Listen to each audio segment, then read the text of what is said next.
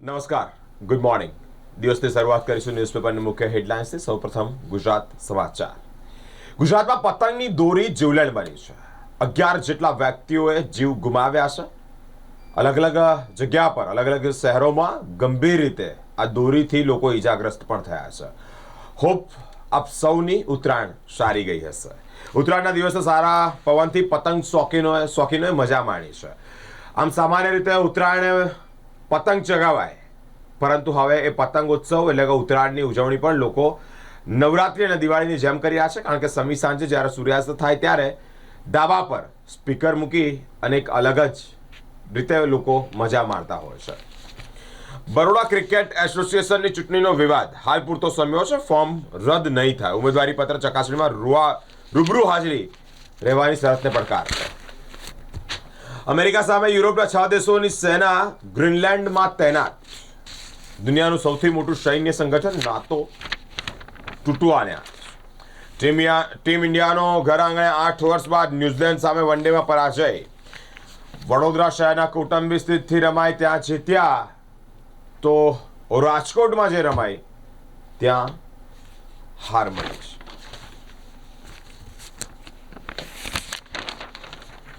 પતંગ દોરા ભરાઈ જવાને કારણે વીજળી ગુલ થવાની ફરિયાદોમાં 3 ગણો વધારો છે.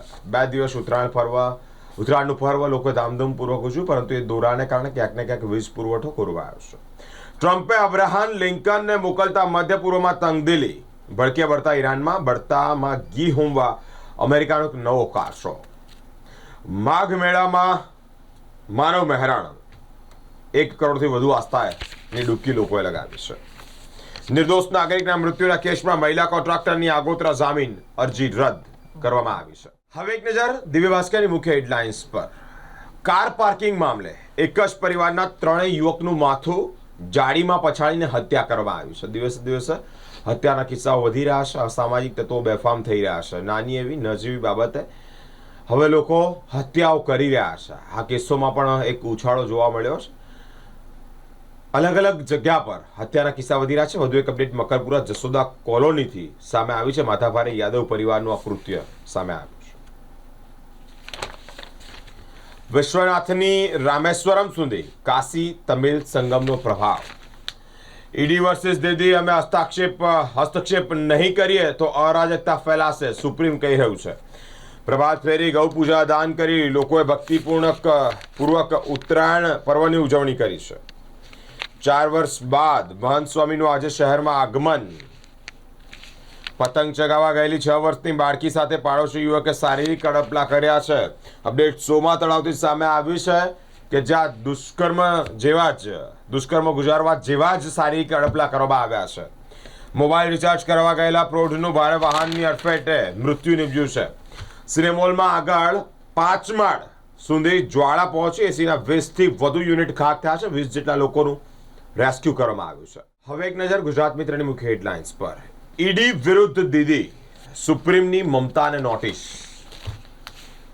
ચાંદી કિલોએ ₹3,000ના ઉછાળા સાથે 2.89 લાખની નવી ઊંચાઈએ છે.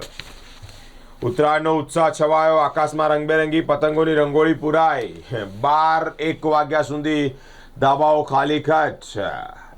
અગાસીઓમાં પણ લોકો 3-4 વાગ્યા પછી ચડ્યા છે, પરંતુ ક્યાંક ને ક્યાંક આકાશમાં સમી સાંજે એક રંગબેરંગી રંગોળી જોવા મળી છે. અટલાદરામાં નવસ્યા સાઇટ પર બિલ્ડરને મેથી પાક ચખાડવામાં આવ્યો છે.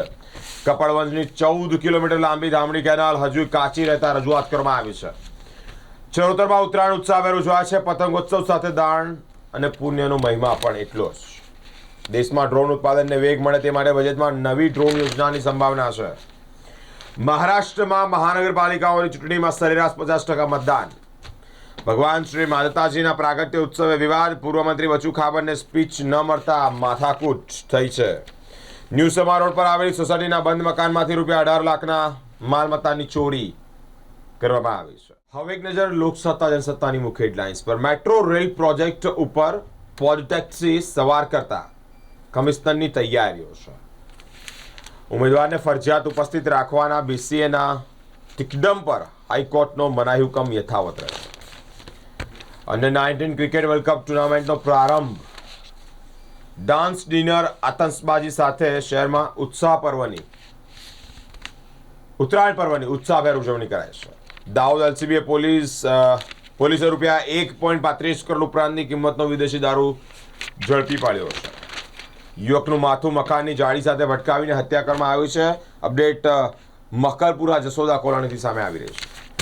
યુએસ નેવીનું એરક્રાફ્ટ કેરિયર મધ્યપૂર્વ રવાના. ઈરાનમાં હાઈ એલર્ટ, એરસ્પેસ બંધ. હવે કે સંદેશની મુખ્ય હેડલાઇન્સ પર. ઉત્તરાયણનો ઉત્સવ સંપન્ન થયો છે. રાત્રે આકાશમાં ચાઇનીઝ ગુબ્બારાઓની બાદબાકી જોવા મળી છે, જે પ્રતિબંધિત હતા. ઉત્તરાયણની વહેલી પરોઢે સમાના બંધ મકાનમાંથી એટલે કે બંધ બંગલામાંથી રૂપિયા 18 લાખની ચોરી કરાઈ છે. બરોડા ક્રિકેટ એસોસિએશનની ચૂંટણીના ફોર્મ ચકાસણીમાં ઉમેદવારોને હાઈકોર્ટથી રાહત. પાર્કિંગના મુદ્દે ઝઘડો, લોખંડની જાળી સાથે માથું અફવાડીને યુવકની હત્યા કરવામાં આવી છે. દૂધ લેવા માટે નીકળેલી મહિલાનું અજાણ્યા વાહનની અડફેટે મૃત્યુ નીપજ્યું છે. પાકિસ્તાન સહિત 75 દેશના ઇમિગ્રન્ટ વિઝા બંધ.